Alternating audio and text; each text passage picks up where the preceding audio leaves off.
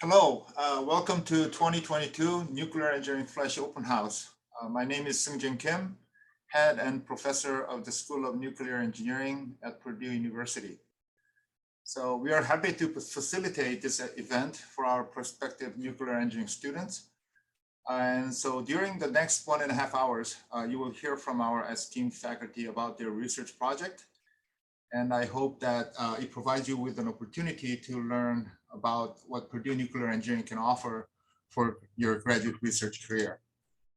We currently have a total of 13 faculty members, 7 full professors and 3 associate and 3 assistant professors. And we also have 1 research faculty and 9 adjunct and courtesy faculty and 4 emeritus faculty members. As for students, we have a total of 162 students as of fall 2021. Among those, 53 are graduate students. And more importantly, 100% of our graduate students have financial support. You can see the pie chart there. And over 85% are supported as a research assistant or fellowship students, fellowship, so that they can focus on research. So it is our goal to make sure that we support our students when we admit to our program. Next slide, please. We offer a very comprehensive research areas. You can see the list, including instrumentation and control, cybersecurity, food, agriculture, industry applications as well as all the other conventional nuclear areas, including thermohydraulics, fusion, reactor physics, nuclear materials.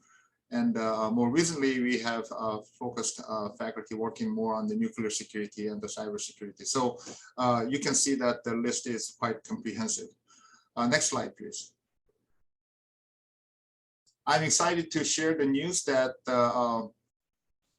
that next year, starting from next year, year 2023, School of Nuclear Engineering will be in a new home, so-called Gateway Complex building at the top floor. So we'll be at the top floor of this state-of-the-art new building. And this will also include our teaching labs for nuclear codes, nuclear security, and plasma fusion lab. And we also have other labs for thermohydraulics and the materials. So this is additional labs that we're going to include in this building. So next slide, please. At the end of this event, please feel free to reach out to us. I have listed 3 names there. Holly Mueller, she is our academic advisor. Teresa Luz and Kelly Reese, they are staff assistants. And if you use that email, we call it Knuckles, NUCLSS @purdue.edu. This email reaches to all those 3 staff members, and they will respond to your request. I also want to share this information that after the meeting, you may find some faculty research interesting, and feel free to reach out to them individually, or you can ask academic advisor to set up a meeting with you for the particular faculty, and they will do that. And if you get an offer from a faculty for a graduate research assistantship, or from the school graduate teaching assistantship or fellowship offers, we will host your visit to campus and on a certain date, so you can have in-person interaction with our faculty as well as our students. But we offer this only to those who reside currently in the US. So unfortunately, we cannot offer this for the international students. But if you do have an offer and you happen to be in the US, please let us know so we can offer you this opportunity. If your contact information is not up to date and you'd like to have a new contact information, please share your contact information in the chat box.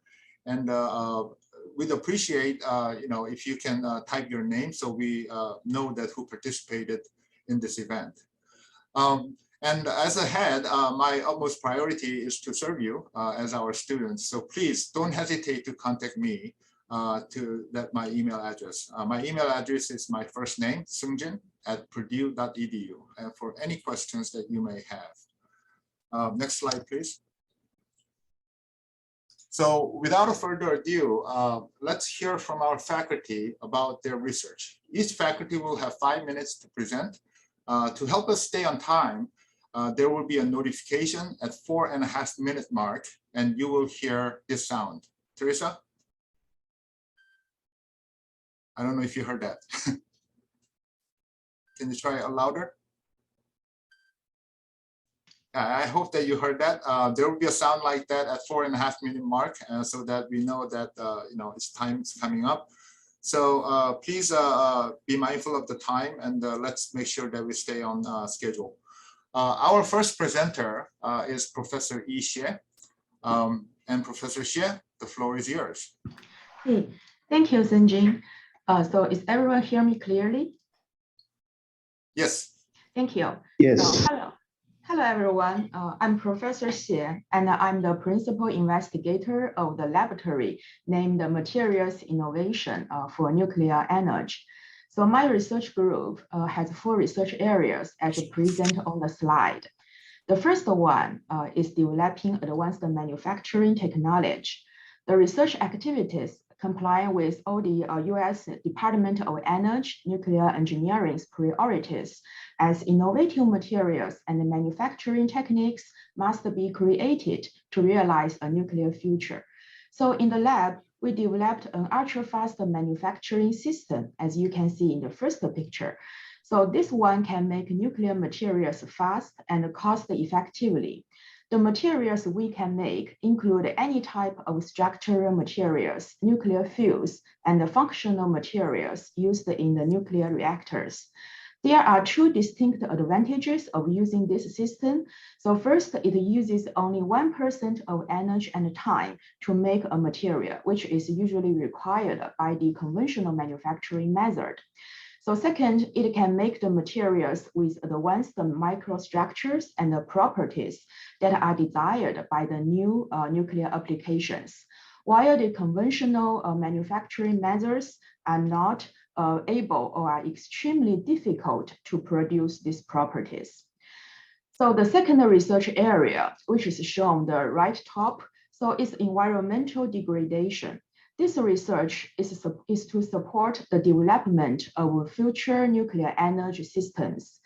So the chemical processes and material degradation mechanisms that result in the loss of performance of the fuel, coolant, and structural materials all need to be discovered and understood. So the methods we used in the lab include modeling, simulation, synthesis, and processing science, and also characterization and in situ characterization. We collaborate with national labs and peer universities to investigate the materials behaviors in complex, involving, and harsh nuclear environments. So the materials include the commercial nuclear grade structural materials like stainless steel, nickel-based alloy, and revolutionary materials, coolants, and fuels that are currently being developed in the national labs and our research lab. The third research area, which is shown the right bottom, is to develop advanced nuclear fuels. The aim of this research is to improve the burn-up of nuclear fuels, enhance its safety and operation in the reactor, and makes the fuels more compatible with cladding and coolant. So we can do fuel fabrication, testing, and characterization in the lab. The fourth research area is the manufacturing of solid oxide cells. So the solid oxide cells are commonly used to convert the clean energy to hydrogen or the reverse. So the current manufacturing technology takes multiple procedures and need a large amount of heat and electricity for the manufacturing procedure. The goal of our research is to develop a smart manufacturing method to significantly reduce the manufacturing cost and time and simplify the whole procedure. We are collaborating with national labs and will seek a patent and industrialization in the forthcoming future. So at last, you are very welcome to contact me if you want to learn more about the research lab or want to seek an advanced degree through joining my group. And I'm always available in my office and remotely by email at xie.90@purdue.edu. And you can find my website through searching MINE, Purdue Nuclear Engineering. Thank you. Thank you, Dr. Xie, for your presentation. You're right on time. So our next presenter is Professor Alan Garner. All right, thank you. So my name is Alan Garner, and my research group falls in the area of plasma physics. We study everything from the fundamental physics and system development to generate plasmas, to understanding the behavior of the plasmas that are formed, to applying the plasmas and related technologies to different materials, predominantly, as you can tell by the name of our group, biological ones. So our research right now is funded by various organizations within the Office of Naval Research, Air Force Office of Scientific Research, Defense Health Agency, and a large company called Syngenta, which does a lot of agricultural research. Now, on the plasma side, we are doing a lot of work characterizing the fundamental physics of gas breakdown. For those of you who've done a plasma physics lab, there's this quantity called Paschen's law that defines the breakdown of the plasma as a function of gap distance and pressure. We have been studying the physics of this as the gaps become very small. We've derived universal theories for both DC breakdown and in the process of doing so for AC breakdown. And this is very important for applications ranging from medicine to shielding from high power electromagnetics weapons. We've also derived theories unifying multiple electron emission mechanisms. A big area right now of interest are crossed field devices. These are devices like the magnetron in your microwave oven. We're funded right now by Sandia National Laboratories, the Office of Naval Research, and the Air Force Office of Scientific Research to develop theories to understand the physics behind these devices and to make them better for either defense or for generating bremsstrahlung radiation. We're also doing the experimental side. As I mentioned before, we talked about those breakdown theories. I have students that have looked into developing experiments, looking at the effects of microscale breakdown and looking at nanoscale breakdown and characterizing the fundamental physics for the first time. We've also developed our own pulsed RF devices. We're right now filing a patent on a novel device using what's called a nonlinear transmission line to generate pulsed RF radiation. This could provide a portable RF device for, say, electromagnetic warfare, or it could provide a way to generate radiation at standoff for biomedical applications. That leads nicely into the bioelectric side of our research, where we apply these techniques of electromagnetic radiation to biomedical and agricultural applications, particularly plasmas, pulsed electric fields, and pulsed RF radiation. So from a fundamental physics perspective, these electric pulses and RF radiation affect the cell membranes of biological cells, and that allows you to change their function. My research group has recently been issued a patent using electric pulses in combination with antibiotics to rapidly sterilize surfaces. And this is critical right now. And the Department of Defense, one of the big concerns is being able to get injured warfighters out of the front into the hospital in combat against near-peer adversaries, where we may not have air superiority. So having a device that can rapidly treat wounds and inactivate microorganisms is a critical concern to the Department of Defense. From a hospital perspective, antibiotic-resistant microorganisms are becoming more and more of a concern. So having a technique that can rapidly inactivate these microorganisms during a surgery, or the small company that we're working with does implants, being able to treat the implants to prevent post-operation infection is a huge area. On the bottom of the right of this slide, you see an example where we applied these electric pulses to stimulate osteoblast division. That's these red spots that you see. Those are the formation of nodules, which is the first step in bone formation. We've got a patent issued on this as well. I'm also working with a company called Luna Innovation on a Defense Health Agency project looking into pulsed magnetic fields for pain remediation. And right now I'm on a sabbatical working with the United States Army on pulsed RF bioeffects and trying to characterize those. We have one grant from the Navy looking onto the modeling of these effects from a molecular to a organism through the cellular level. And we're waiting on funding from the Army to do experimental measurements to characterize the electrical behavior of biological cells under various temperatures, so we can incorporate that into cellular and organism level models. So in summary, we do a lot of work with large companies, GE and Syngenta, small companies like NanoV and Luna, government labs like Sandia Naval Research Lab and Air Force Research Lab, and the Army. With that, thank you. Thank you very much, Dr. Garner, for your presentation. Our next presenter is Professor Martin Lopez de Portadano. The floor is yours.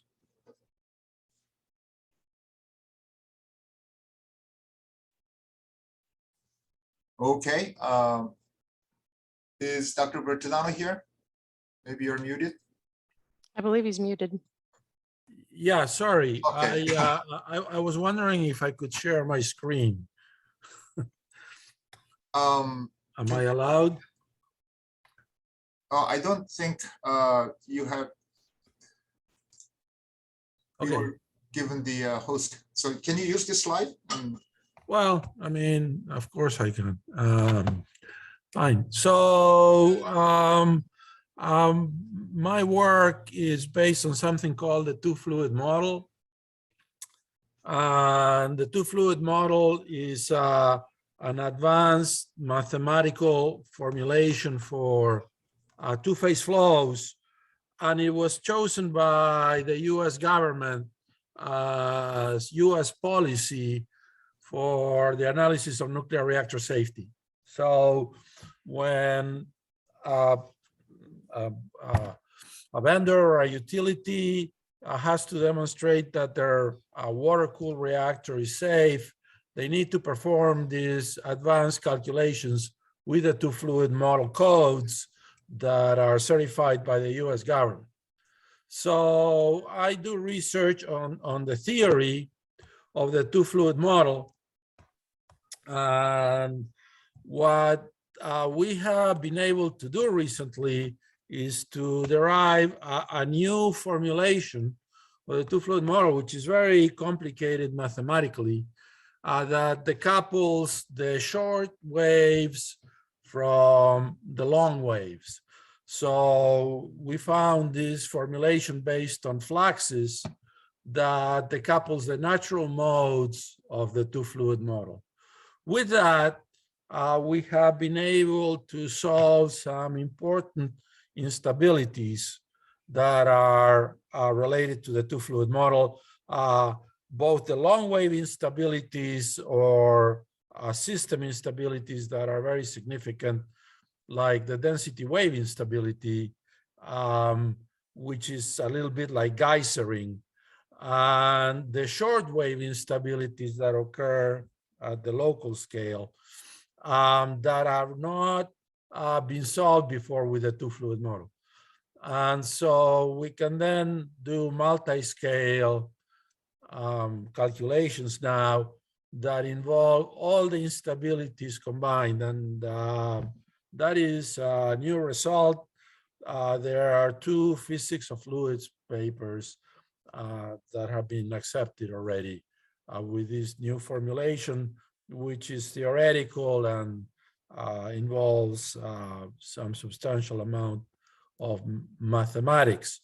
The interesting thing about this, on top of what we can do, is that it solves a long-standing problem of the two-fluid model, in which it has been alleged that the two-fluid model is ill-posed, which is certainly not nice.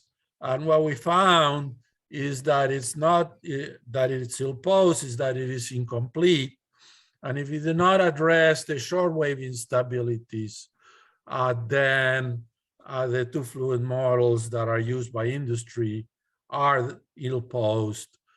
So it's obligatory to deal with short waves. And having said that, I thank you very much. Thank you, Professor Bertolano. Our next presenter is Professor Shubhat Bharvankar. Thank you, Dr. Sim Jin Kim. Again, welcome to all our new potential of students admitted as well as who are looking for admission to our school.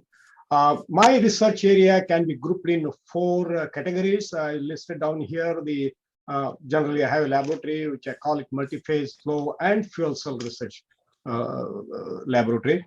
So the 4 categories I'm working primarily as the reactor thermal hydraulics and safety.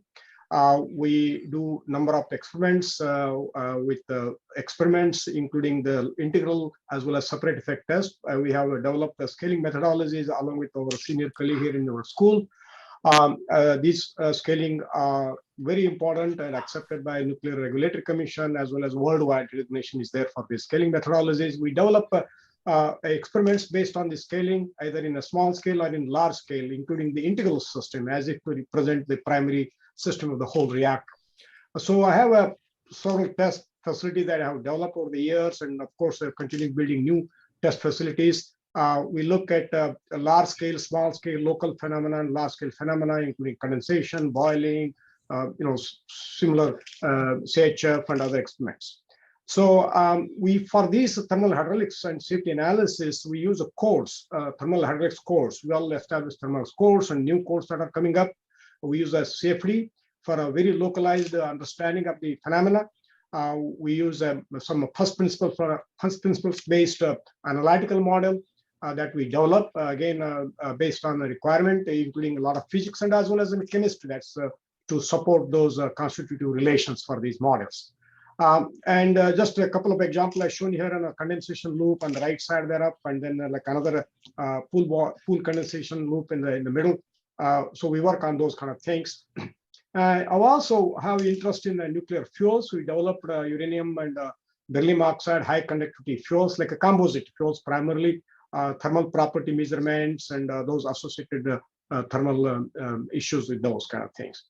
Then the next category I have is on the multi-phase flow in general. This is the more basic type research than applied, where you look at the various instrumentations. We have developed the conductivity probes, local film thickness probes. We're also looking now the ultrasonic flow, scanning method to actually do visualization in such as in a liquid metal, where we don't have any access to see things as they are happening during the operation and other times of the reactor, for example, including the maintenance. And so we're trying to develop some of the instrumentation based on the ultrasonic tomography. And I also do work on the porous media, which is like a packed bed, which has quite applications in the chemical engineering, like trickle bed reactors. And we have also done some work for the NASA, that's multi-gravity experiments, wherein actually we're looking to use these packed bed type of reactors to clean the air, clean the liquids. When you have a long-term duration flights, for example, you need to take care of all these things. However, there is a gravity is almost zero, so you need to accommodate how the fluids are behaving during the very small gravity. So that's basically on the multi-phase flow. Then I also have an interest working in the beta-voltaic cells. So beta-voltaic cell, we have actually a company that we work with called City Labs. We make these very small beta-voltaic cells in order of milliwatts, but they last for about 10 to 20 years without having to change the battery. There are niche areas where you can actually use these batteries.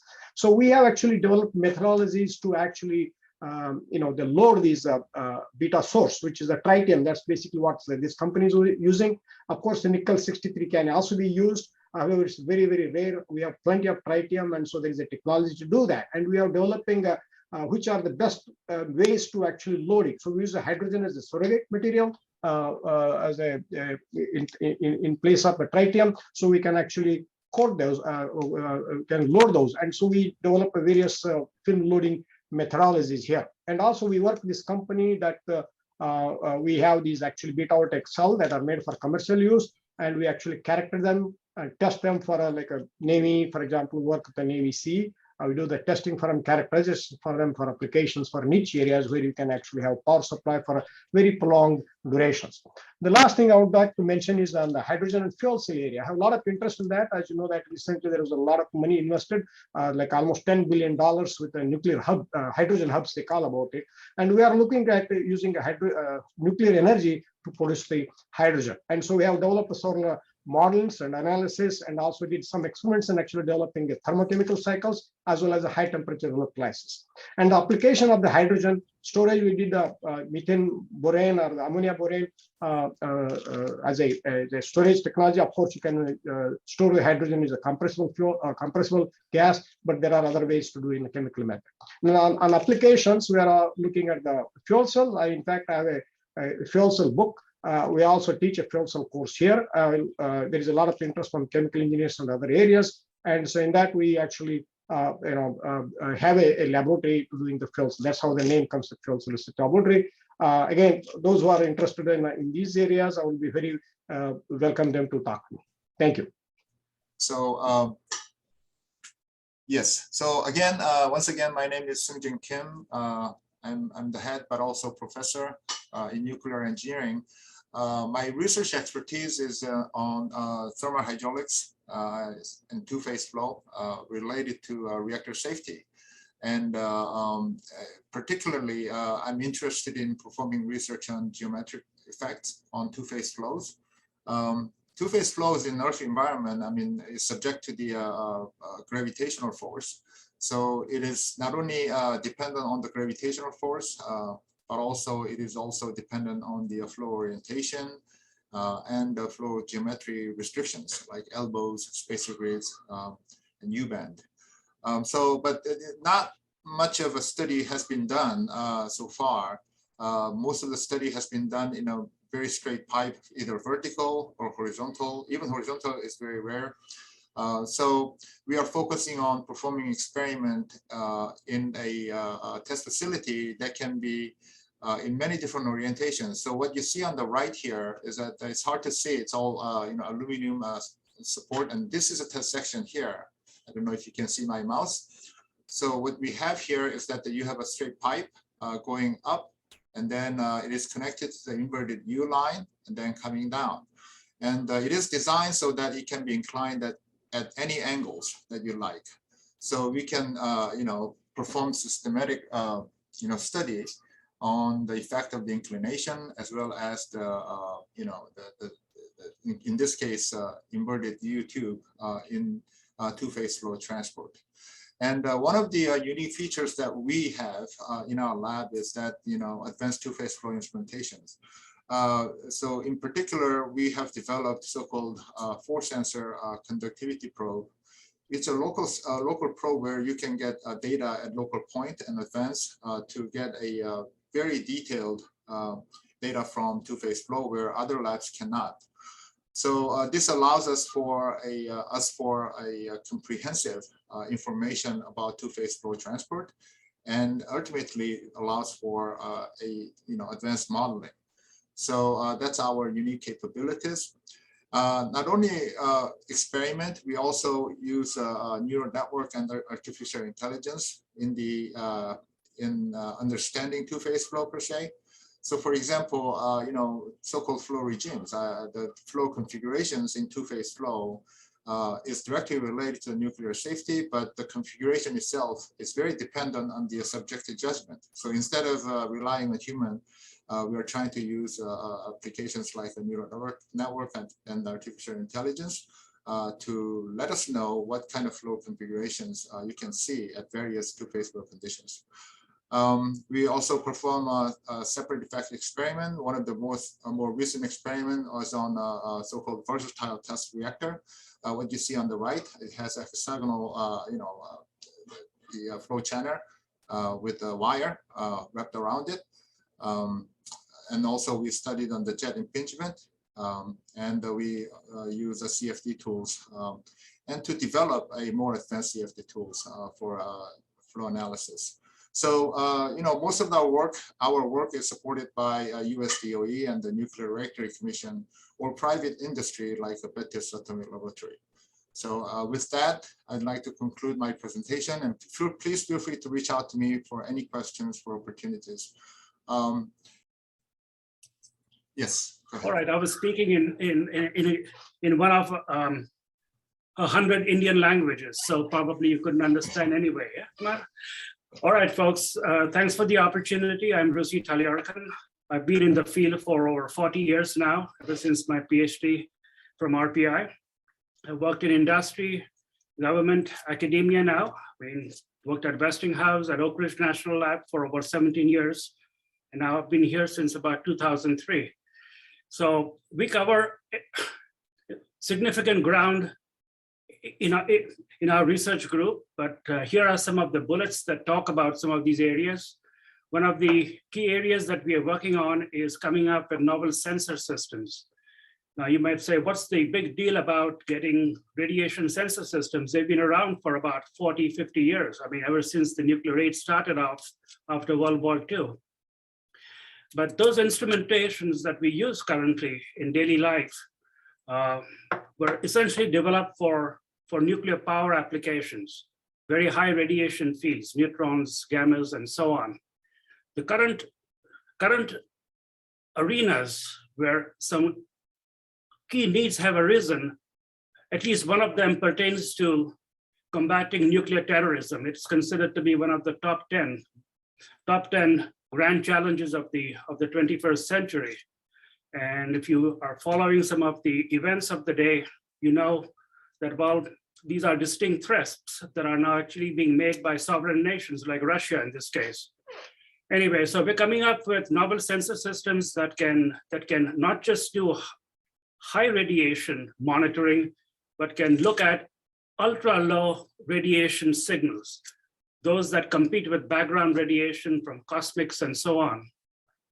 And not just radiation of any type, but radiation specific to key actors like special nuclear materials that can fission and that can give off unique signals that are telltale signs of their existence. One of the biggest problems we face in the world of safeguard security, as well as in nuclear safety, health physics included, pertains to looking for low levels of radiation of the correct type, neutrons, specifically alphas, and of course fission products, while remaining completely blind to background radiation of the type that is so prevalent all across in our daily life, like gamma rays and so on, and betas, like you can get from a truckload full of bananas moving through. Well, your gamma detectors will start ringing, but you will have no idea if a special nuclear material is buried deep inside it. Anyway, so this is an arena that we are working on to come up with novel sensor systems that can, I guess, revolutionize that particular field. We've been getting funding from DoD, the Department of Energy, the NNSA, and a whole bunch of other arenas as well.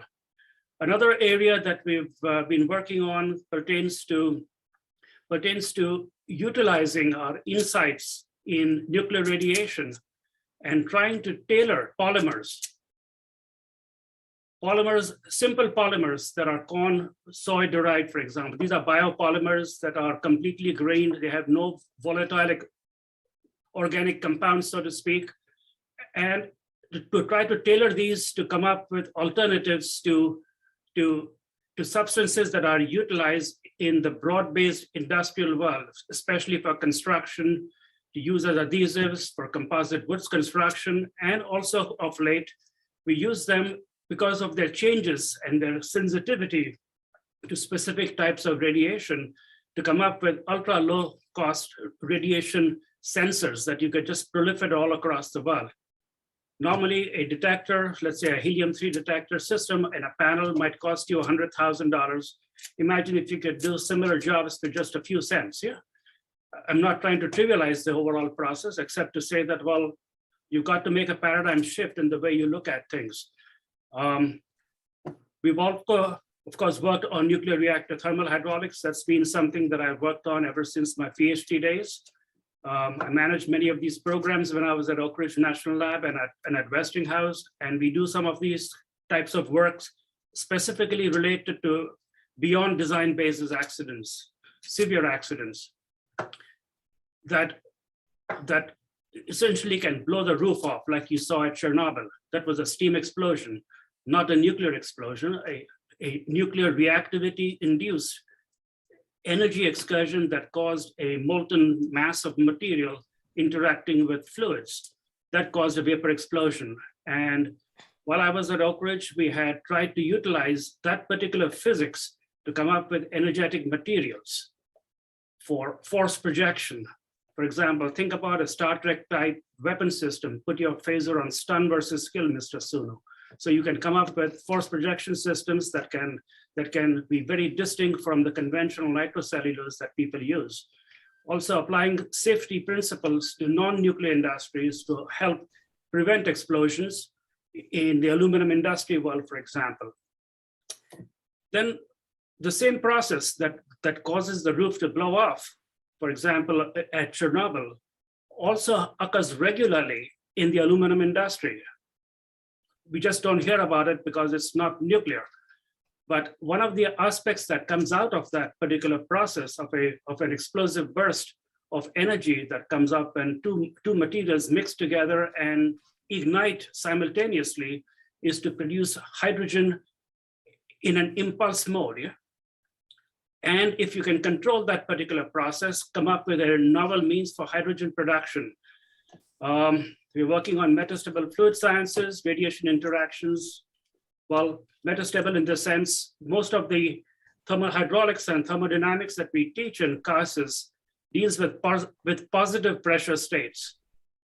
What if you could turn the pressure inside a fluid sub-vacuum? Now unique opportunities come about. And we are utilizing that sort of physics in an interdisciplinary fashion for looking at radiation interactions and then going to the top bullet, coming up with those kinds of novel radiation sensor systems that are unique. We also work on radiation interactions. Professor Talerakan, I'm sorry to interrupt you, but I think we are 2 minutes over time. So so we are basically done, and so it's an opportunity to sort of speak with you. Feel free to come and join us and just make an appointment, and we'll be happy to speak with you. All right, I've got to get back to my other meeting, but it's nice talking to you folks. Bye-bye. Thanks very much for joining us during your schedule. Yeah. So our next presenter is Professor Stellanos Hachitakis. The floor is yours. Okay, so hi everyone. My name is Professor Stellanos Hachitakis. I'm an assistant professor here at the School of Nuclear Engineering, and my research group is called RADIANCE, which stands for Radiation Imaging and Nuclear Sensing. So we're a fairly new research group. So that means we're still working on developing our research, and we're getting new equipment and a lot of cool stuff that my students and hopefully some of you will join us and help us build our lab. We have a diverse portfolio, research portfolio. We're focusing on one side, we're focusing a lot on radiation imaging. So we are one of the first developers of muon tomography, and now we're also starting a new field, which is on fieldable and portable muon spectrometry. So what we do, we develop radiation imaging algorithms that allow us to use cosmic rays to see, in very dense and heavily sealed objects. For example, spent nuclear fuel casks. We need to verify that the spent fuel is in there and it has plutonium and it's very heavily sealed and high density materials. X-rays and neutrons and protons cannot really penetrate. I would try to see how we can use cosmic rays, which are very, very highly energetic. And we've shown that we can actually use cosmic rays to tell us, as you can see this top left figure, what happens inside the radioactive spent nuclear fuel cask. Also, we want to use this for cargo scanning and for other archaeological applications such as monitoring, imaging the pyramids. That's another very exciting application. We can see cosmic ray muons as a very promising non-destructive tool. So this muon tomography and muon spectrometry, if you get involved with that, I think that's a very exciting new field, has a lot of promise. You get to do a lot of things. You get to do Monte Carlo simulations. You get to work on spent nuclear fuel and composition and isotopics, radiation imaging, reconstruction of the signals from the detectors, and also how we can measure the muons and how we can get timing and muon momentum information from the detector. So this muon tomography covers a lot of things. So you're going to develop a lot of new skills if you're interested in such a topic.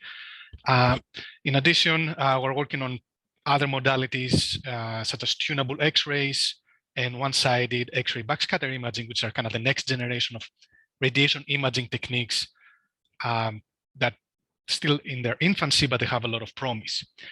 On the top right, we're working on what we call nuclear sensing. So one of the new exciting things right now is that there are a lot of promise in advanced nuclear reactors, for example, microreactors that will be used, to remote locations, to defense bases in Alaska or remote islands. So the problem there is how can you get a lot of data to monitor remotely these reactors? So when it comes to nuclear reactors, you need sensors that require no batteries, they're radiation tolerant, you can interrogate from far away. So right now we're 3D printing sensors that are miniaturized, low-cost sensors that we can print on the fly, and then we can have a drone and fly above the microreactor and then get the signals without having an operator to go there. And on the top right, you can see the printer that we have. It's a state-of-the-art printer. So we do a lot of 3D printing for printing sensors. On the bottom right, we also working on autonomous control. Again, in conjunction with the sensors, we have sensors that can give us information about the state of the reactor. We also have data from the reactor detectors, and we want to remotely operate these reactors. So we're doing a lot of AI, a lot of deep neural nets, try to understand the signals, try to develop autonomous control techniques. And the good thing for us, for Purdue and my group, is that we have access to PUR1, which is the first fully digital reactor in the US. So that gives us a lot of hands-on opportunities to actually do things, not just simulation, but also to implement them on an actual setting. So with that, to summarize, we do a lot of work on radiation imaging and nuclear sensing and remote operation of advanced reactors and microreactors. So with that, I'd be happy to talk to you later, and feel free to reach out if you have any questions. Thank you. Thank you very much, Dr. Hachitakis. So our next presenter is Professor Drhani Ablokalek. The floor is yours. Thank you. My name is Drhani Ablokalek. I'm an associate professor here in the department, and I work in the CNIX group. So we are a fairly sized group with the postdocs, undergraduates, graduates, so there's place for everybody. If you're interested in this stuff, please don't hesitate to contact me right after this. Just shoot me an email. So I'm a computational scientist. What does that mean? You want to use computers to help science and engineering. Interestingly, until just 20 years ago, turn of the century, people were still debating whether this is actually a science or not. So you were either an experimentalist or a theoretician. But in the past several decades, we've seen huge growth in turning this knowledge, whether it's from theory or experiments, into information. In fact, there is even a word for it now: informationization of knowledge. And the reason for that is that we have computers, and we want to be able to rely on these computers to make better, more economical, more safe, more secure engineered systems. Okay, so the goal of our group really is to answer the question whether this is possible. What are the technical gaps that will need to be crossed to make that possible? Because it turns out it's not as simple as developing something that looks like a brain.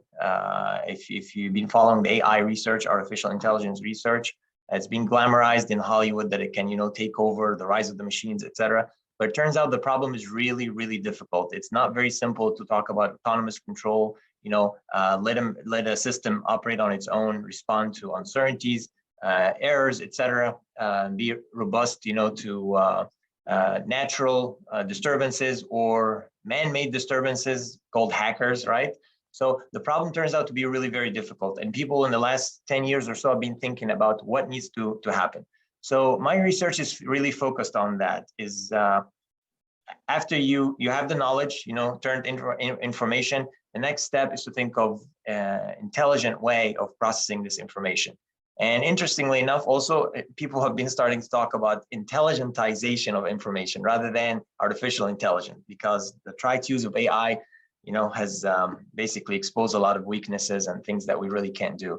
So the focus right now is on basically understanding all the problems with these intelligent algorithms, quote unquote, and how to make them really truly intelligent so that they can address the problems that we have. So some of the issues that we look at, for example, in the last century, for example, we were talking about knowledge. Knowledge can be centralized. You can put a fence around it, limit access.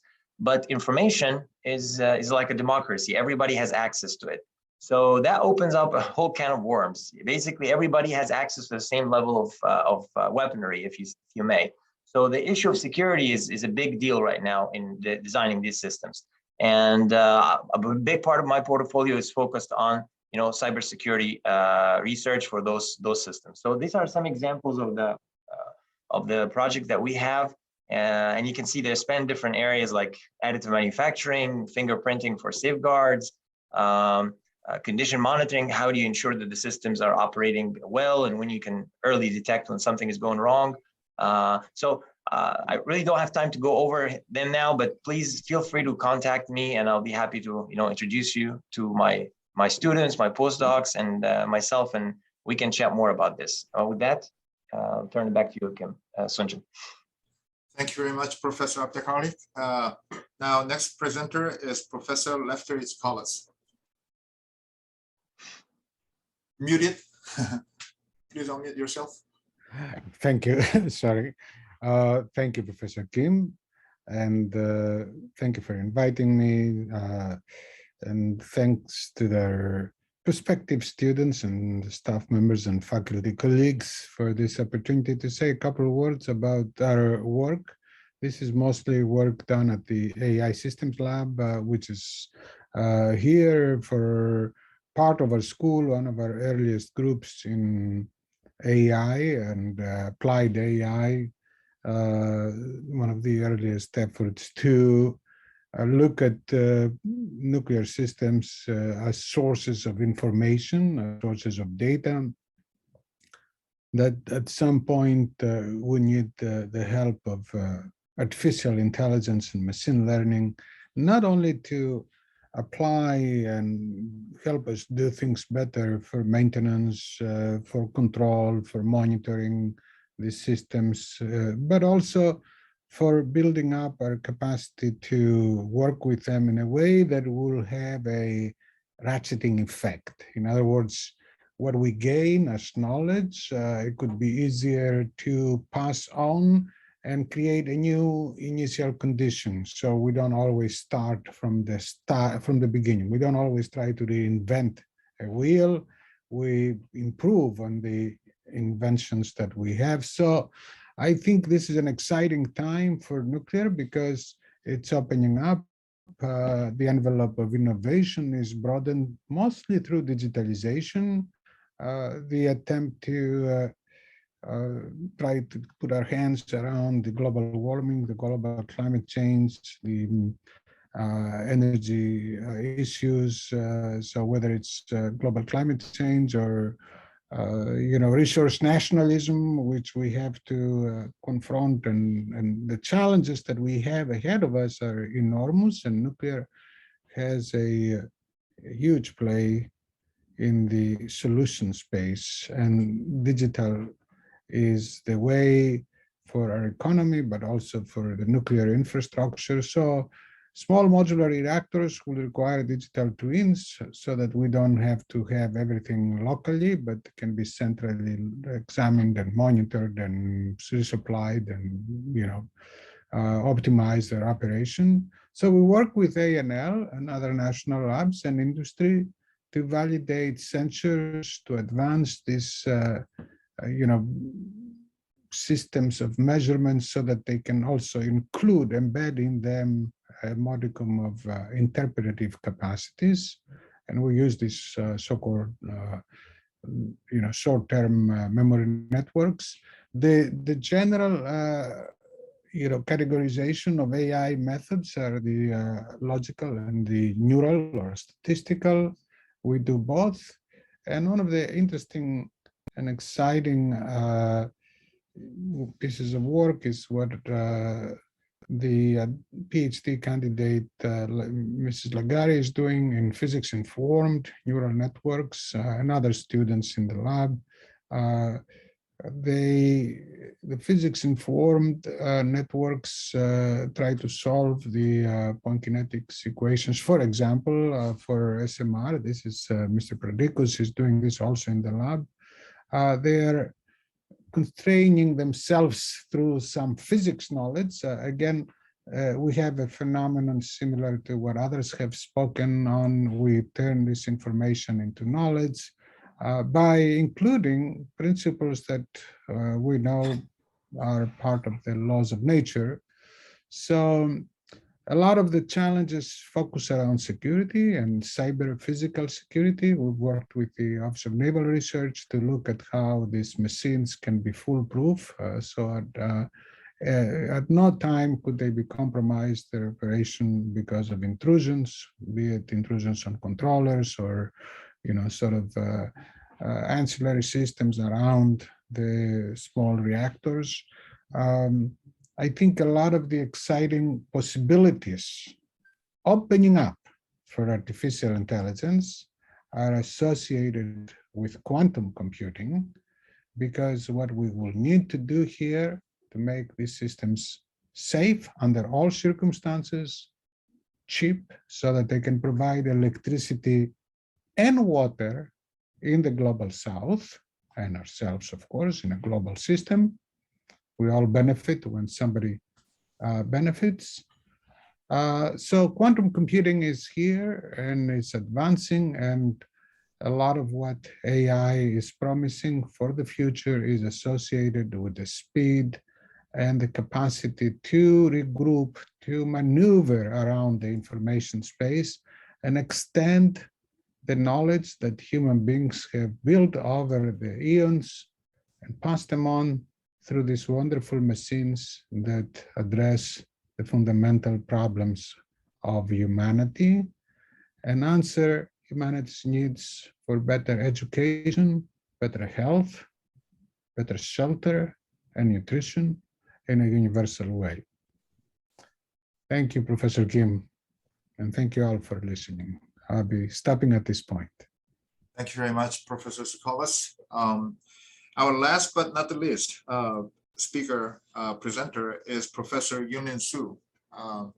Dr. Su, the floor is yours. Okay, thank you, Dr. Ken. Thank you, the prospective student and the enrolled student, admitted student. My research is about nuclear reactor core simulation, and my most interest is the simulation code development. So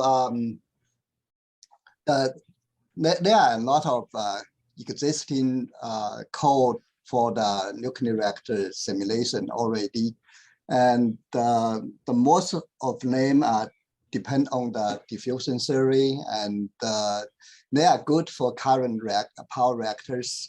But with the new type of reactor, the current power reactor are all big light water reactors. That's most of them. But the market now is changed. Not the demand for the large reactor. It's no longer the major demand. So there are a lot of new type of reactor proposed, and these reactors are normally smaller in size. And typically, if you think smaller things may be easier to handle, but in the nuclear reactors, smaller reactors is harder to simulate.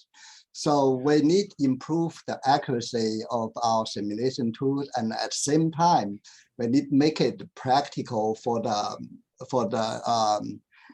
industry to use it as a daily design and analysis tool. So it should be very efficient. So that's most of things I'm doing. I'm supporting the NRC for the license code and try to improve the capability and accuracy of the code packs. And that's the first part of the work. And then I also work on the couple physicals, like semi-hadronics and the neutronics, as well as the mechanics. So include the feedback effect to the simulation, so it's more realistic. So if you only work on the neutronics, and it will not represent water reality. So that's the second part. And I also, my research interest also with the new reactor designs, new type of reactor, and it have different physics, different fuel cycle. So there are more different safety issues, different aspects. So and also I'm interested in the fuel cycle analysis. So like a Soren cycle so these are the four area I'm working on, and also the last bullet there is said improve. So I'm trying to improve the region-wide cross-section of the equivalence of existing transport code and the whole code simulator. So improve the equivalence, and there are a lot of numeric techniques involved. So I think I have also the other thing is about all the numeric solvers like linear solver and the nonlinear solver, my expertise. So there's some bullet in the middle. So improve the conversion of GPath. And I'm not an expert of net code, but as they have some, the code has not well behaved numerical all the convergence issues, and I had the chance to talk to them, and then I had come up to propose methods to improve it. So it's not directly related to my research area, but anything related to the numeric system, I can try to contribute. Okay, I think that's all I want to talk. And if you have interest in that nuclear reactor simulation, and please contact me. My email address is my first name @purdue.edu. Thank you very much, Dr. Su, for your presentation. So this concludes the presentation from our faculty on their research. And there were several faculty members, three to be in particular, to exact, were not able to join because of their schedule. But they'll be happy to be in touch with you and answer any questions. We shared this slides with you, so please go over the slides of those faculty. Also, in the package, we also have some information about our School of Nuclear Engineering, as you can see on the screen.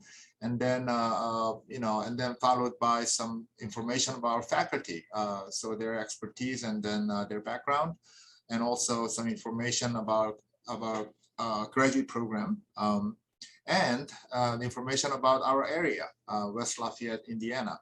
So please go over those information.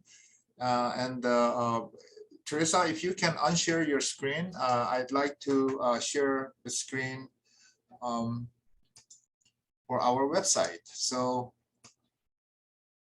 hold on. So I'm sure that you know how to get to our website, but I will share our address in our chat window. I would strongly recommend that you visit our website because it has a bunch of information that you'd like to know. If you want to look at our faculty, then you go to our people, as you can see, and we have information for faculty and staff. And if you want to learn more about the research, you can go to research and facilities. And then we have research areas and then facilities, laboratories, and their research groups. Website is available here. So please feel free to browse here and get some additional information. So let me unshare this. So with that, I'd like to open the floor for any questions you may have.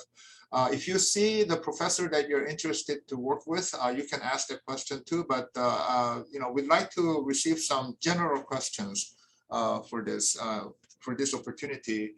And I forgot to mention, but the Professor Shripad Revankar is our graduate program chairman as well. So I believe he's still here. So he can, he can answer questions you may have. Yes, I'm here again. If you have any specific question on graduate program, I'll be happy to talk to you. Yeah. So anybody wants to go? If you are shy, you can send your questions in the chat box. We'll answer your questions too. Feel free to ask. Yes, Vinicius, you have a question? Hello, good afternoon. Can you hear me? Yes. Thank you so much for this open house. I'm very appreciated. And I'd like to ask the professors about what were recent alumni doing now? What type of job they are working in nuclear industry in the US, in the road, please? Yeah, so we have a lot of alumni working in various fields, including government sectors, national labs, government offices as well, DOE and the Nuclear Regulatory Commission, and industry like Westinghouse, Exelon, NuScale, for example. I don't know if you're familiar with NuScale. It's a relatively new company for SMR. We have a lot of alumni there actually, currently working to help develop their NuScale power. And also we have alumni working in the medical applications. I think Professor Garner is still here, so he can also share some information about that. And so it's quite a variety, and a lot of went to faculty positions as well. And so do you have any specific questions on specific areas, or it's all over the places actually? Yes, I'm an international student, so I have some limitations to work in military area in the United States, but I like so much to know about the relationship of the schools with the Navy, for example, in their aircraft carrier and submarines, in NASA as well with space exploration, and about this relationship of the nuclear engineering school at Purdue and the next generation of this type of nuclear reactors.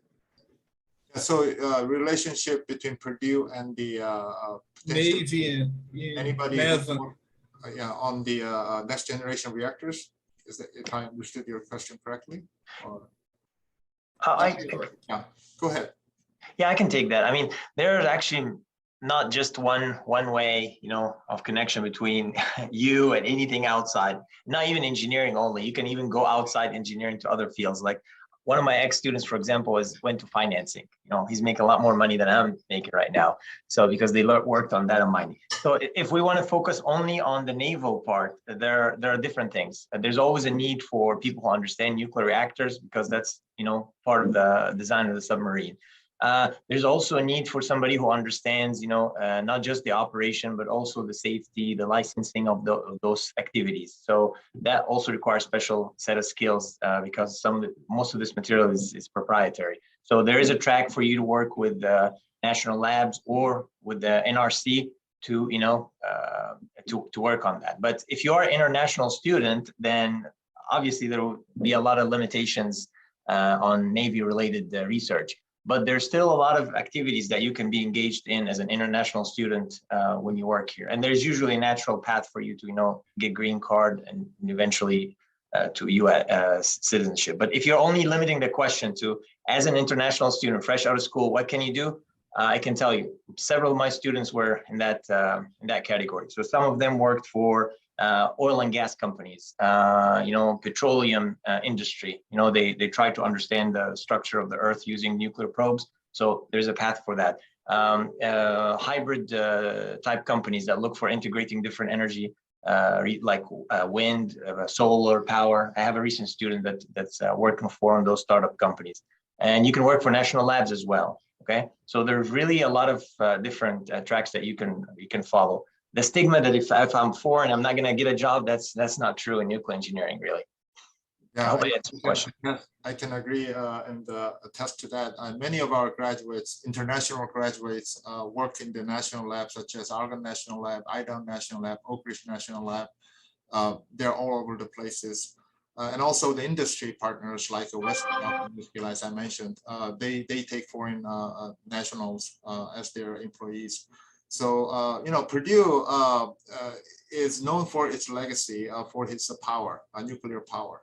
So they are always looking forward to having, graduates from Purdue Nuclear Engineering because they know that they can do jobs for them. So, the sky's the limit. I mean, of course, there are places where you cannot, apply because of the citizenship requirement. But, there are a lot of other places where you can go and work, including academia, for example.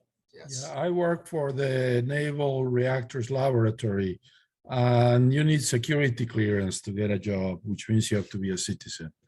So that's not really an option. Yeah. Thank you Hope so much. we provide you with answers. Anybody Yes. else? Other questions?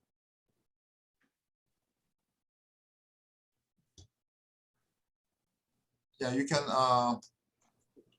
Okay, so there is a question in the chat box. Yeah, we are trying to answer them as they are coming in, but we can also talk so everybody can share them. I think everybody can see those chat box replies also. So the one question that I see is, please follow up with other questions if I missed any. Is that from Abdul Rashid? Can a student who's admitted directly to a PhD program pick up a master's degree along the line of study? Professor Avenkar, it's your question. Yes, yes, you can. Actually, my answer is there too. Yes, you can pick up. Since you are in PhD, we need a 90 course credit and 48 course credit, and remaining total should be 90. Remaining 52 should be the research credit. Now, if you take a master's degree requires separate 30 degrees course credit if you're doing a course. But if you are doing a master's, then you have to submit a master's thesis itself. Again, it requires 24 credits and this. So there is it is a possible. So it just depends on, like I told you, additional paperwork and some additional courses. So yes. Thank you. I missed this question from Shatha. Yes. Can one be dual enrolled in chemical and nuclear engineering departments? Yeah, I think Professor Garner tried to address that. One thing I just want to point out, you can have advisors from other schools as well, co-advisors or like that, but you must be registered to one department for a degree. You cannot get 2 degrees shared. Okay, so even for example, undergraduate program, you can get a minor one, but a graduate program is just 1 degree because they have a plan of study goes to a particular department. So it cannot be shared between 2 departments, master's or PhD. It's just 1 department. However, there is a interdisciplinary master's program, but it's like mostly course based, and so a lot of other things don't apply. But if you're talking research based, it got to be a specific department because there is a committee that will is going to look at your thesis and thing, and that has to be specific for department. But you can have advisors, co-advisors, from other schools to participate in the research. So yeah, so in short, your home department should be 1, and then you can have co-advisor from other departments. And we do have several students like that currently. Yep. Any other questions? Hello. Yeah, I had a question. Yes, please go ahead. Yeah, you had mentioned at the beginning that all the grad students are funded in some way. And I was just kind of wondering how the department ensures that, right? Because some other schools I've looked at, they try to, promote that their RA and TA positions are really competitive. So I just was kind of interested on how that works at Purdue. Yeah, of course, the both RA is very competitive because it's up to the faculty. So that's the reason. One of the reasons why we are having this open house, because this provides you with an opportunity with to have some face time with our faculty and then understand more about their research, so you can reach out. Another opportunity is the fellowship and the teaching assistantship, right? But we prefer students to be supported as an RA or fellowship students, because teaching assistantship is available. However, it's when you get support as a teaching assistantship, then you have to spend a lot of time dedicated for teaching. So if you want to be really interested in focusing on research, then RA and the fellowship is the way to go. And the fellowship is for those who may not be able to identify their research advisor at the beginning, but then we can support you with the fellowship and then to get started for the first year. And during the first year, you can interact with our faculty and then identify an advisor who can support you as a graduate research assistant. And we have been very successful in that model. I mean, as you saw in previous year, 1 year before, we don't have the data for this year, school data yet, but 100% of our students were supported, either with, most of them were research assistant. I think it was like 65%, if I remember correctly, research assistant, 50% as a fellowship, and only 6% as a graduate teaching assistant, and 10% from international organization, which means that they come with support when they come to Purdue. So, we were able to provide all the funding. So our goal, I mean, my goal and the graduate program's goal is to provide financial support to all of our graduate students, because you don't have to worry about financial needs while you're working toward your graduate career. So I can tell you and we have been demonstrating that. So eventually you will get a funding if you don't have it to start with. Just to add to that, we also encourage our students to apply for a national competition. There is a NSF, there is a DOE and the NRC. Several scholarship and fellowships are there specifically for nuclear engineering graduates. So it's of course it's a competitive, and again we encourage them, highly encourage them to apply. Like Dr. Sim Jin mentioned that our faculty, of course, a lot of them have tried to support everybody possibly.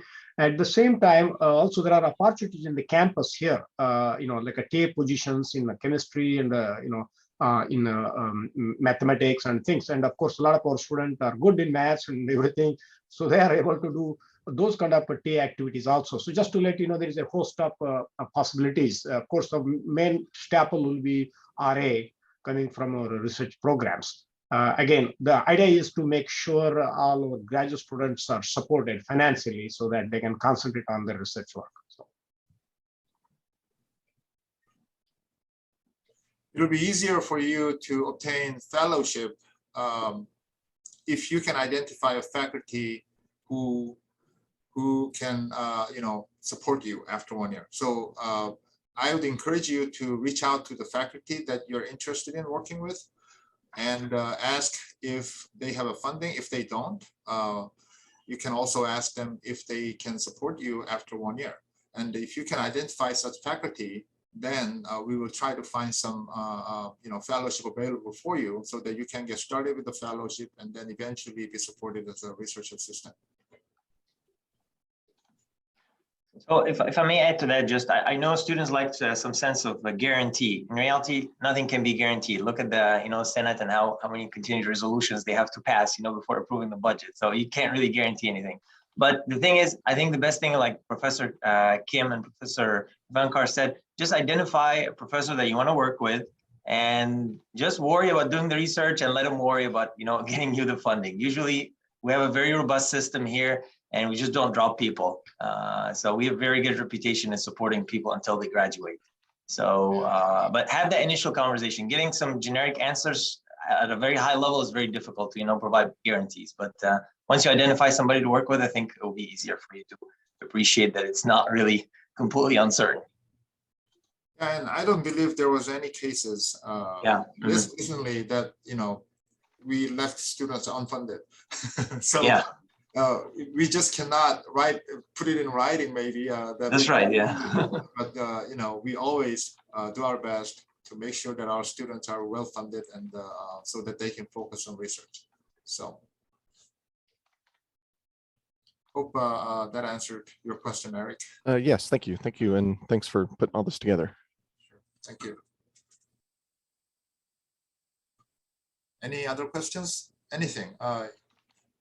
You can ask about, Purdue in general, or, the area and whatnot. Doesn't have to be nuclear engineering. Yes, go ahead. First of all, thank you for the invitation. I was just wondering about the qualifying exam passing rate, because especially for a student in non-nuclear engineering background, I just wanted to know how those students come up with those qualifying exams. Yeah, that's a very good question and very realistic question. So we have been working very hard to kind of revise our qualifying exam over the last 2-3 years. And I can share you with the data for the last 2 years. We had almost 80% passing rate for the qualifying exam. And we we didn't have anyone who couldn't pass in the second try, I believe.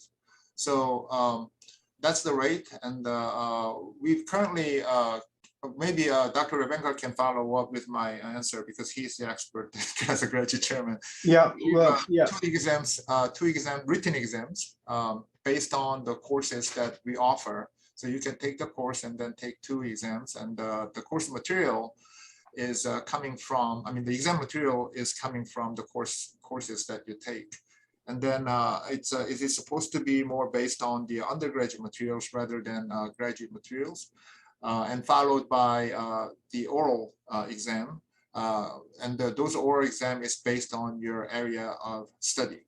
So you will be working together with your graduate advisor to determine what area you want to be tested on. And we have different committees of faculties for different areas of study. Did I miss anything, Professor Revenkar? No, I guess no. The thing we have is there are 2 written tests, which Dr. Sim Jin mentioned that it's primarily based on coursework. Okay. In fact, since you mentioned you are a non-nuclear background coming in, and we have a lot of students like that, so there is a way to handle that. And what we do is, if you have a master's or even a bachelor's, it doesn't matter. Even if you have master's, but not in a nuclear area, you don't come up, actually you can take 2 years to take the qualifying exam. And then there are courses that you are required to take, which actually help you to get to the speed in nuclear engineering, like a 515, there are courses specifically for non-nuclear students. Like I said, we get a lot of non-nuclear students coming here from mechanical engineering, chemical engineering, electrical engineering. So we have this stream already planned for those people. And so they get stood, and then they have almost a year and a half to get to qualifying exam. They don't have to offer immediately. First year non-nuclear background student don't have to take a first year itself. So they can take in second year. So meanwhile, they actually take the courses that are actually required for that, which you might have missed during undergraduate course, prepare you for that. So there is a already channel for that to get prepared for the qualifying exam. And you mentioned some of the statistics we asked. Like I said, we have 2 chances for the written test or final, and usually we have a almost 100% thing. When you do the second time, they usually pass it. So it's already almost their third year if you say look at that, and they're already taken several courses. So it's not a problem. Then there is an oral examination, and again it depends on the area. And again it's 2 chances, but in extreme cases we have given 3 chances if the student have taken care of the rest of the thing. And so we have it's a rarity if somebody really does not successfully finish their qualifying. It's a very rarity. So I have to pick the numbers from few years there, few years there. So in overall, again, the whole mission is for our student to get prepared for their PhD. So we prepare them and give them enough tools and resources to get to that point. So. Yeah, so when we evaluate student applications and decide to admit students, we do not admit students if we think the students don't have a potential to pass the qualifying exam. So that's the kind of a behind principle when we admit our students. And also, my background was not in nuclear engineering. Also, when I entered, I'm Purdue alum. I graduated from Purdue also with PhD. But when I entered, my background was physics, and I had to study the whole new things that. But I made it. so I think this is something that you don't have to worry too much. There are a lot of non-nuclear engineering background students in our department. Hope I answered the question. Yeah, thank you. That's a good question, Jisoo, because you brought up the main thing. Some students are always intimidated by qualifying. Rightly so, it's a very important step in their direction for PhD. But like I said, it's all preparation and working with the things and getting it through. So of course, your PhD thesis is also like that, right? You have to defend it in your committee. You are always worried about it, but that's a part of the learning process that we have. So again, we try to facilitate and make it as smooth as possible. But again, challenge has to be taken at certain point as a graduate student in Purdue. So that's good to know that we take care of them. So that's what my point is basically. Yeah, Shatha also asked a very important question. What if the average number of years that take PhD students to graduate? So it depends on your advisor and the area of study. It may vary from 3 to 5 years, or sometimes more than 5. But in general, it is our expectation that you will complete your PhD degree in 4 years, more or less. Yeah. So that could be a kind of a general number that you can consider, but you can ask this question to your potential advisor. And, also, yes. Yeah. Incidentally, I was visiting last week, Texas A&M University. And in fact, this is under their major banner. They said PhD program are 5 to 5.5 years. Okay, again, this is just giving a guideline, and master's 2.5 like that. So, so actually in Purdue, at least from my experience, and some of my colleagues can also say that we kind of aim PhD for 4 years, master's say 2 years. And of course, there will be small plus and minuses. I have some students finish their PhD within 3 years, then like a few months. Of course, sometimes it can go to 5 years. So it's flexible. Again, it depends on the desire and also project. Depends on how things are going. And as you know, last year we had a COVID environment, and some got a little bit delayed. So those were exception, of course. But a PhD generally we target 4 years. It could go more. Students can do earlier also, but again, master's is basically 2 years. So these are kind of guidelines. Again, I'm going to tell you. Depends on the project and things that are going to happen. All that combination can be anywhere. So, but the target is 4 years. You can see that. I mean, even though small. Yeah, Professor Garner, you want to share your comment? Yeah, so the other thing is too, I've had students come in that had to get a master's degree first, and that typically adds on about 1 semester to 1 year. And also, you also have to take into mind that typically when you take the qual exam and pass that, then you have to wait 1 year to do the prelim exam and another year to take the oral exam. So 4 years can be done. 5 years, depending on what you have coming in, is probably more reasonable. Yeah. Thank you. And I also want to share some, statistical data. So for our graduate students, about 50% are domestic, and the 50% are international. So we have a very good mix of, domestic and international students. So you will have a lot of opportunities to meet with a variety of people from a variety of cultural background, which is great. I think that's one of the huge advantages of being an institution like Purdue, because you basically have an opportunity through classroom or through research or whatnot, you have an opportunity to interact with the elite students. And eventually these people will be your best colleagues down the road. I mean, I have a lot of colleagues, not only within Purdue, but also outside. Basically, we developed our network through our graduate school. And I have a lot of friends in international countries all around the world because of this the environment that I was studying at Purdue. So I think that's something that I think is often overlooked when you apply to graduate school.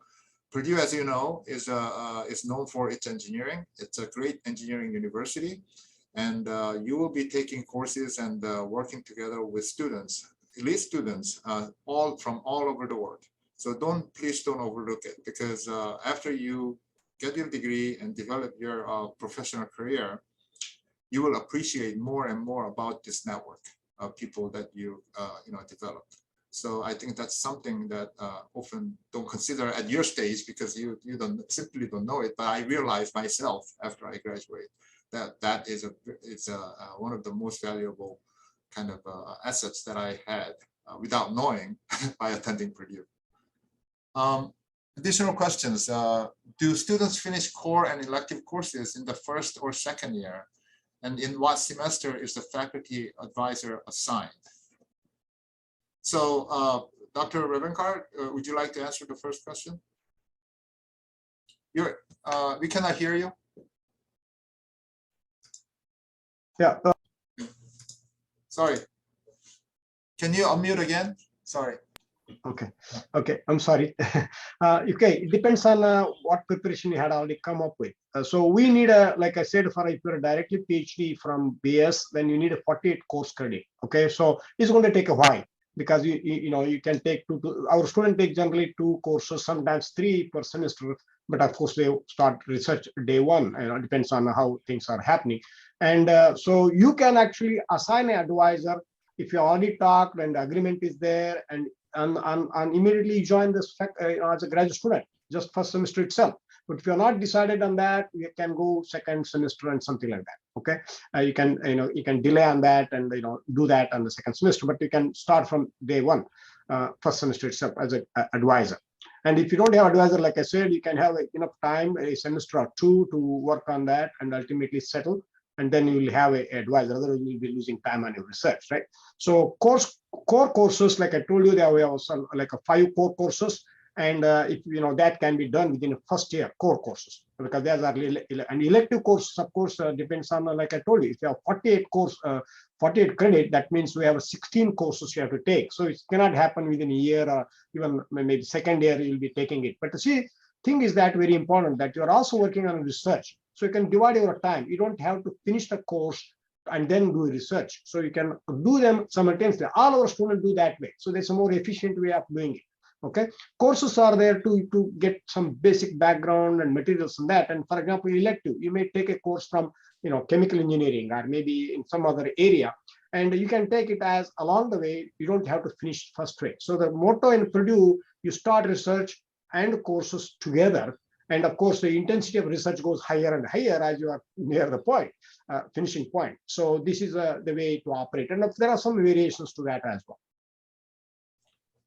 Yeah, so if I may want to follow up, in general, most of the students can identify their major advisor during the first semester, if not within 1 year. And then for the courses, of course, I mean, I went through the system too, and you can take courses, distribute the courses as you go, and you will have no trouble in completing those credit hours. And you end up taking more actually because you want to take more. And I understand that some of the universities don't even require courses for PhD program, but I don't think that's a good idea. And in fact, if I have an opportunity now to take some courses, I'd love to take some courses to learn more. So you will get to appreciate more about taking courses. And that's one way of, kind of expanding your network by interacting with students from other, departments. So to answer your question, I think, course is something that you complete as along the way. Professor Tsoukalos, I think he will have to leave. So thank you, Professor Tsoukalos, for joining us today. Thank you all. And please, anybody has questions, please don't hesitate to contact us, contact me or anybody else for any questions, with any questions. Thank you. Good luck to everybody. Bye-bye. Thank you. Yeah, so Purdue Nuclear Engineering Program, we have 13 faculty members. We will have additional faculty members in fall. I can tell you exactly how many, but more than one for sure.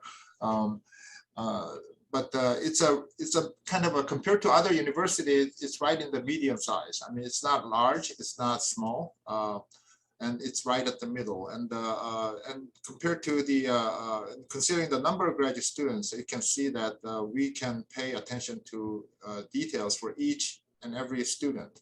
So that's a huge advantage for students. Instead of, I mean, there are advantages of going to a big university, but then you lose this personal attention from the faculty members. So as you saw today, I mean, all of our faculty are quite interested in talking to you and seeing you on campus. So feel free, just again, I'm not just saying this, don't hesitate to contact me and feel free to talk to me if you have any questions. Same goes for Professor Revenkar and all other faculty members. They will be happy to talk to you and you know, talk about their research and find a way to support you. Okay. So we are right on time at 1:30. So unless you have any additional questions, we can call it a day and finish this. We called it as a flash open house because we appreciate everybody's time, and we wanted to give condensed and very core information at a short period of time.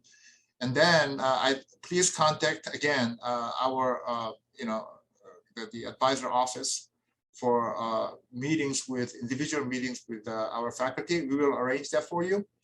And then once you have an offer and would like to come visit us, then please let us know. We'll find a way to support your travel and host you here so that you can see Purdue, visit our labs, interact with our existing students so that you can feel how good our program is here at Purdue.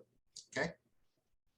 Well, thank you so much again for joining us today. And thank you, our faculty, for joining us today. And hope to see you all in fall 2022. Thank you all. Thank you. Bye-bye. Okay, bye-bye.